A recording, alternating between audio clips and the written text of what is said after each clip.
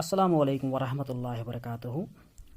Dear class 10th students, we will discuss now today's a new topic, that is evolution. Evolution की अगर हम बात करेंगे, first we will define the evolution, after that we will discuss the evolution in detail. तो definition में हम कहेंगे कि ये जो टर्म इवोल्यूशन है, सबसे पहले इस टर्म इवोल्यूशन को किसने दिया? हर्बर्ट स्पेंसर ने दिया. And this term evolution has been derived from the Latin word which is called as evolvere. The term evolution was first used by Herbert Spencer ने सबसे पहले यूज किया है this term evolution. And this evolution term has been derived from the Latin word. So evolution जो है, it has been derived from the Latin word. और वो Latin word कौन सा है? That is इवॉल्वेयर. That is evolvere. तो वो Latin word कौन सा है? That is evolvere. अब इवॉल्वेयर अगर हम देखेंगे होता क्या है, which means to unroll or to unfold. इसका मतलब यहाँ पे है अनरोल आर अनफोल्ड. या हम ये भी कह सकते हैं कि to emerge out something new. तो इमर्ज भी हम कहेंगे, अनरोल भी हम कहेंगे, अनफोल्ड भी हम कहेंगे. अगर हम इमर्ज देखेंगे, इमर्ज का मतलब यहाँ पे कोई चीज़, कोई नया चीज़ जब सामने आता है, या कोई नया चीज़ जो है विथ सम मॉडिफिकेशन जाहिर होता है, that's called as here unroll या इमर्ज. तो एवोल्यूशन जो है, एवोल्यूशन सबसे पहले टर्म दी है हर्बर्ट स्पेंसर ने. और ये एवोल्यूशन टर्म जो है, that has been come from the Latin word, and that Latin word which is called as evolver, which means to unroll or unfold. अब अगर हम मीनिंग देखेंगे एवोल्यूशन की, तो simply evolution means gradual change from one form to another form. Evolution is simply what simply it means है gradual change. आहिस्ता आहिस्ता से जो चेंज आती है, gradual change from one form to another. तो जब भी आहिस्ता आहिस्ता जब भी चेंज आ जाएगी किसी भी चीज में, and that's called as evolution. तो जब हमने कहा one form to another form, यानी कि कोई भी चीज, चाहे वो लिविंग होगा या चाहे वो नॉन लिविंग होगा, जब उसमें कोई ग्रेजुअल चेंज आ जाती है, and that's called as evolution here. तो अगर हम यहाँ पे बताएंगे कि ग्रेजुअल चेंज जो है वो इनऑर्गेनिक भी होती है, यानी कि केमिकल इवोल्यूशन जिसको हम कहते हैं, और ग्रेजुअल चेंज जो होती है वो ऑर्गेनिक भी हो सकती है. तो यहाँ पे हम कहेंगे ग्रेजुअल चेंज जो है वो दो फॉर्म्स में हो सकती है. एक ग्रेजुअल चेंज होगी, वन ग्रेजुअल चेंज विल आकर कहाँ पे, अगर फॉर एग्जांपल हम कहेंगे तो ग्रेजुअल चेंज अगर होगी by changing inorganic, gradual change in inorganic elements. जो भी हमारे पास इनऑर्गेनिक एलिमेंट्स होते हैं, those inorganic elements changed into organic ones. तो ये भी ग्रेजुअल चेंज है. तो ग्रेजुअल चेंज अगर हम यहाँ पे देखेंगे, तो ग्रेजुअल चेंज इनऑर्गेनिक एलिमेंट्स को चेंज करेगा इनटू ऑर्गेनिक वंस. अब यहाँ पे हम बताएंगे कि जो भी यहाँ पे ऑर्गेनिक मॉलिक्यूल्स बने, वो ऑर्गेनिक मॉलिक्यूल्स या तो प्रोटीन्स थे, या तो आरएनए था, या तो डीएनए था. तो ये chemical evolution, this is called as chemical evolution. तो जब भी इवोल्यूशन होगा, तो इवोल्यूशन अब किस में होगा? इवोल्यूशन होगा in order to form the organic molecules. Organic molecules बनेंगे from inorganic inorganic molecules. That's called as here chemical evolution. That's called as chemical evolution. Chemical evolution. तो यही मैंने कहा यहाँ पे कि ग्रेजुअल चेंज जो होती है या तो वो केमिकल होगी, केमिकल इवोल्यूशन, या तो वो ऑर्गेनिक इवोल्यूशन होगा। तो केमिकल इवोल्यूशन में हमने सिंपली कहा जब भी इनऑर्गेनिक मॉलिक्यूल चेंज होते, किस में चेंज होंगे? इनऑर्गेनिक, सॉरी, जब भी ऑर्गेनिक मॉलिक्यूल्स बनेंगे, कहाँ से बनेंगे? From the inorganic molecules due to different gradual change. तो आहिस्ता आहिस्ता से कुछ ग्रेजुअल चेंजेस आ जाएंगे and those changes will change the inorganic materials into organic ones. अब ये कब हुआ ये केमिकल इवोल्यूशन? तो ये केमिकल इवोल्यूशन हुआ अराउंड 4 बिलियन ईयर्स एगो, यानी कि अर्थ पे जब खाली प्रेजेंट था, अगर हम कहेंगे sunlight, water, methane, ammonia and hydrogen present था, खाली इतना ही प्रेजेंट था। तो बाद में अमोनिया, वाटर जो है, मीथेन, वाटर, अमोनिया, उसमें जब चेंजेस आ गए and those change leads to the changing of those inorganic materials into organic ones. तो इसको हम पढ़ेंगे थ्रू दी, हम थ्योरी से भी इसको डिस्कस करेंगे, ऑर्बन एंड हेल्डन थ्योरी। तो यहाँ पे आपको खाली याद रखना है कि gradual change means when there is change from inorganic ones to form the organic molecules. So this is called as chemical evolution. Second हम यहाँ पे बात करेंगे दैट इज ऑर्गेनिक इवोल्यूशन। अब ऑर्गेनिक इवोल्यूशन होता क्या है? ऑर्गेनिक इवोल्यूशन की अगर हम बात करेंगे, it means gradual change. Organic evolution में हम क्या कहेंगे? Gradual change in living organisms with the passage of time. तो जब भी ग्रेजुअल चेंज होगी, अब ये ग्रेजुअल चेंज किन में होगी? लिविंग ऑर्गेनिज्म में। अभी तक मैं कह रहा था ग्रेजुअल चेंज होगी इनऑर्गेनिक में और वो चेंज हो जाएंगे ऑर्गेनिक में, लेकिन अभी मैं कह रहा हूं कि ग्रेजुअल चेंज जब भी होगी, अब किस में होगी? लिविंग ऑर्गेनिजम्स में। तो gradual change in living organisms with time since the beginning of life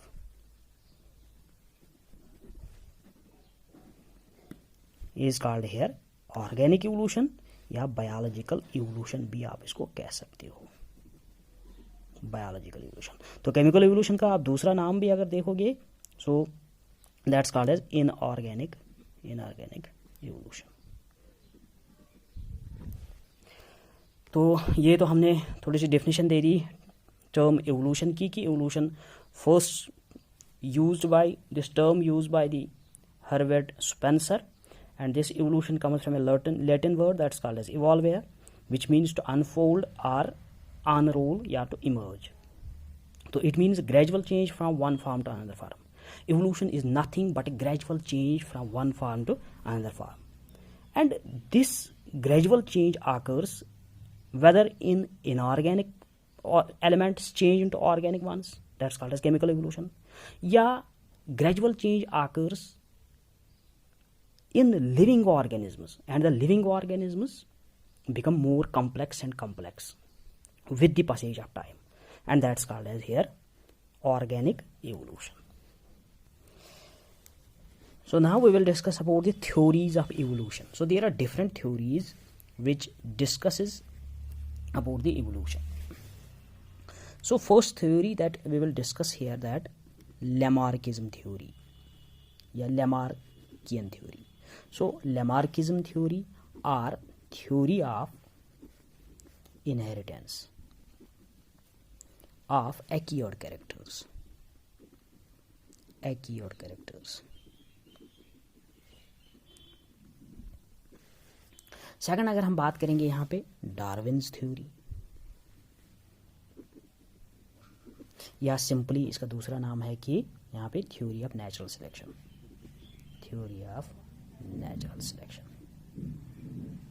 third one हम यहाँ पे बात करेंगे that is mutation theory. Mutation theory तो which was given by de Vries. And the fourth one which we will discuss here, that is neo-Darwinism, or modern concept of synthetic theory of evolution. तो हम इन सभी theories के बारे में discuss करेंगे. हम यहाँ पे उतना ज़्यादा डिस्कस नहीं करेंगे. only 1 or 2 points we will discuss regarding these theories. तो फर्स्ट थ्योरी हम यहाँ पे डिस्कस करेंगे, दैट इज लैमार्किज्म थ्योरी. अगर हम लैमार्किज्म थ्योरी देखेंगे, as the name indicates here, this theory given by, किसने दी है ये? लैमार्क ने. उसका पूरा नाम था जीन बैप्टिस्ट डी लैमार्क. तो जीन बैप्टिस्ट डी लैमार्क ने ये थ्योरी दी है, that's called as here Lamarck's theory. And this Lamarck's theory is also called as here theory of inheritance. तो this is called as theory of inheritance of acquired characters. Theory of inheritance of acquired characters. तो some of the postulates of this theory we will discuss here is that, तो यहाँ पे हम देखेंगे new needs, these are the postulates of this theory of this Lamarckism theory, यानी कि new needs. तो इसके बारे में हम बाद में बात करेंगे. Second postulate is use and disuse. Third postulate की अगर हम यहाँ पे बात करेंगे, third postulate is here means inheritance of acquired characters. Fourth postulate की अगर हम यहाँ पे बात करेंगे, दैट इज सुपीसिएशन. तो there are some postulates of this Lamarckism theory. First one is here new needs, use and disuse, and the third one is here inheritance of acquired characters, and the fourth one is here speciation. तो Lamarck की जो theory है उसको समझाने के लिए मैं यहाँ पे थोड़ी एक एग्जांपल दूंगा, तो जिससे आपको वो समझ में आ जाएगी. फॉर एग्जांपल अगर हम यहाँ पे देखेंगे कि लैमार्क की थ्योरी को हम यहाँ पे डिस्कस करेंगे, हमारे पास एक छोटा सा एरिया होगा, and this area contains here some organisms, and those organisms are just like the horse-like organisms. और ये जो ये हॉर्स-लाइक, आपको पता है हॉर्स जो होता है उसका साइज कितना होता है, सबों ने देखा होगा. ये जो हॉर्स होता है, अब हॉर्स जो खाना खाता है, जो फूड वो खाता है, that food is taken by these organisms from the grass. तो ग्रास खाता है ये, और वो ग्रास जो है वो प्रेजेंट होगा कहाँ पे? वो ग्रास उसी एरिया में प्रेजेंट होगा. अब क्या हुआ? अब ऐसा कुछ हुआ कि वहाँ पे फ्लड आ गया. फॉर एग्जांपल इस एरिया में फ्लड आ गया. तो फ्लड की वजह से क्या हुआ? ये जो यहाँ पे ये ग्रास वगैरह था, ये सारा कुछ खत्म हो गया, लेकिन प्लांट्स भी यहाँ पे है. तो कुछ प्लांट्स छोटे हैं और कुछ प्लांट्स बड़े हैं, लेकिन है. अब इस हॉर्स लाइक ऑर्गेनिज्म ने क्या कहा? मैं ये नहीं कहूँगा कि हॉर्स ही था, बट हॉर्स लाइक ऑर्गेनिज्म. अब इसने क्या किया? अब इसने यूज किए अपने 4 लिम्ब्स को. किसको यूज किया? 4 लिम्ब्स को और अपनी नेक को. एक तो 4 लिम्ब्स को यूज किया, दूसरा अपनी नेक को यूज किया. क्यों? क्योंकि यहाँ पे जो ट्री था, उस ट्री में जो छोटे छोटे ब्रांचेस होंगे that are towards the ground, उन ब्रांचेस को खाने के लिए. तो यही हॉर्स लाइक ऑर्गेनिज्म जो है, जब इसके 4 लिम्ब्स डेवलप हो गए, नेक डेवलप हो गया, अब यही डेवलप हो गया किसमें? जिराफ में. तो यही हमने कहा कि पास्टुलेट्स में क्या कहा? New needs. ये जो न्यू नीड्स होती है, ये न्यू नीड्स कहाँ से आएगी? ये न्यू नीड्स आ जाएगी फ्रॉम द नेचर. तो organisms undergo change to adopt themselves to their changing environment. तो चेंजिंग एनवायरनमेंट में यहाँ पे क्या था? यहाँ पे ग्रास का खत्म होना, अब चेंज हो गया एनवायरनमेंट. अब इनको ग्रास नहीं मिलेगी, बल्कि अब इनको फूड जो है वो ऑब्टेन करना पड़ेगा, बट फ्रॉम द ट्रीज. तो इसलिए जब वो ट्रीज से फूड को ऑब्टेन करेंगे तो एक तो उनकी नेक जो है वो लांगर होनी चाहिए, दूसरा उनके जो फोर लिम्ब्स होंगे वो भी थोड़े से लांगर होने चाहिए। तो जब न्यू नीड्स आ गई तो यहाँ पे यूज़ हुआ ज़्यादा, एक तो फोर लिम्ब्स का, दूसरा नेक का, और यही दो चीज़ें जो है ये ज़्यादा डेवलप हो गई। जब ये दो चीज़ें ज़्यादा डेवलप, क्योंकि यही दो यूज़ हो गए, यही मैंने कहा यहाँ पे न्यू नीड्स क्या थे, अब फूड खाना है। फूड कहाँ से आप ऑब्टेन करेंगे, वो फूड आप ऑब्टेन करेंगे वो ट्रीज से, ना कि ग्रास से, क्योंकि ग्रास अब बची नहीं। अब इन हॉर्स लाइक ऑर्गेनिजम्स को तो फूड खाना है, इसलिए आप ये कहाँ पे चलेंगे, आप ये ट्रीज पे चलेंगे, ट्रीज से ये ऑब्टेन करेंगे अपना food from the leaves of the trees. तो ट्रीज से लीव्स को उठाना, so they will use here mostly they will use the four limbs as well as neck. तो ये दो ऑर्गन्स यहाँ पे है, ये ज़्यादा डेवलप हो गए क्योंकि ये ज़्यादा यूज़ हो गए यहाँ पे। अब यही ज़्यादा जब यूज़ हो गए तो यही दो कैरेक्टर्स जो है अब यही इनहेरिट हो जाएंगे। इनहेरिट का मतलब क्या है, यही दो कैरेक्टर्स अब फ्यूचर जनरेशन में जाएंगे, अब यही फ्यूचर जनरेशन में जाएंगे। यही मैंने कहा यहाँ पे इनहेरिटेंस ऑफ एक्वायर्ड कैरेक्टर्स। अब यही ट्रांसफर होंगे, कहाँ पे होंगे, फ्यूचर जनरेशंस में अब ये ट्रांसफर होंगे। तो जब ये फ्यूचर जनरेशंस में ट्रांसफर होंगे तो with the passage of time, with the gradual change, तो ये छोटे छोटे ग्रेजुअल चेंजेस जो है ये, इससे क्या होगा, इससे एक नई स्पीशीज बनेगी, दैट्स कॉल्ड एज स्पीसिएशन। तो नई स्पीशीज कौन सी अब बन गई, तो वो स्पीशीज थी जिराफ की। तो अभी जो थे, अभी सारे इससे पहले, जिराफ के बनने से पहले सारे हॉर्स लाइक ऑर्गेनिजम्स थे, लेकिन अब न्यू नीड्स की वजह से अब इवोल्यूशन हो गया। तो इवोल्यूशन की वजह से यहाँ पे नया ऑर्गेनिज्म बना, and that new organism is the giraffe here. So this is the Lamarck's theory. तो लेमार्क ने क्या कहा अभी, कि नए नए नीड्स जो होते हैं उनकी वजह से कोई ऑर्गेनिज्म ज़्यादा यूज़ करता है किसी ऑर्गन को, और कोई ऑर्गेनिज्म जो है किसी ऑर्गन को कम यूज़ करता है और वो रुडिमेंट्री बनता है, उसका यूज़ बाद में कम होता है। अगर हम एग्जाम्पल देखेंगे, स्नैक्स जो है ये डेवलप कहाँ से हुए हैं, ये डेवलप हुए हैं लीजर्ड्स से। यानी कि लीजर्ड्स में क्या होता है, लीजर्ड्स में लिम्ब्स होते हैं और स्नैक में लिम्ब्स प्रेजेंट नहीं होते हैं।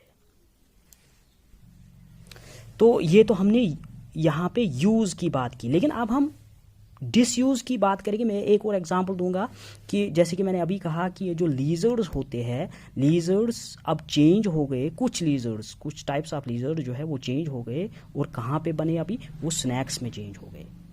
अब स्नैक्स और लीजर्ड्स में फ़र्क क्या है, यहाँ पे स्नैक्स जो होते हैं इनके पास लिम्ब्स प्रेजेंट नहीं होते, फोर लिम्ब्स इनमें प्रेजेंट नहीं हुए, इनके लिम्ब्स इनमें प्रेजेंट नहीं होते। लेकिन पाइथन जो है वो भी एक स्नैक ही है। पाइथन में ये देखा गया कि उसमें पेल्विक गर्डल प्रेजेंट होती है, ये एक बोन होती है, और यही पेल्विक गर्डल जो है ये इसी पेल्विक गर्डल के साथ अटैचमेंट में रहते हैं, कौन, लिम्ब्स। लेकिन जब अब न्यू नीड्स वहाँ पे हो गए, अब लीजर्ड्स को, कुछ लीजर्ड्स को ज़रूरत नहीं पड़ी होगी लिम्ब्स की, इसलिए लिम्ब्स वहाँ पे डिसयूज होने की वजह से वो ख़त्म हो गए। लिम्ब्स अब डेवलप नहीं हो गए, लेकिन लिम्ब्स कनेक्ट थे किसके साथ, पेल्विक गर्डल के साथ। पेल्विक गर्डल वहाँ पे मौजूद है अगर हम पाइथन की बात करेंगे, लेकिन वो पेल्विक गर्डल जो है वो रुडिमेंट्री है, उसका उतना मतलब रोल नहीं है, यानी कि वो वेस्टिजियल वहाँ पे कैरेक्टर है। तो ये हमें ये दिखाता है कि न्यू नीड्स की वजह से या तो इंडिविजुअल किसी ऑर्गन का ज़्यादा यूज़ करेगा या किसी ऑर्गन का कम यूज़ करेगा, और जो ऑर्गन एक ऑर्गेनिज्म ज़्यादा यूज़ करेगा वही अब इनहेरिट हो जाएगा इन द फ्यूचर जनरेशंस, और उन्हीं की वजह से ऑरिजिन होगी वो नई species. So this is regarding the Lamarckism.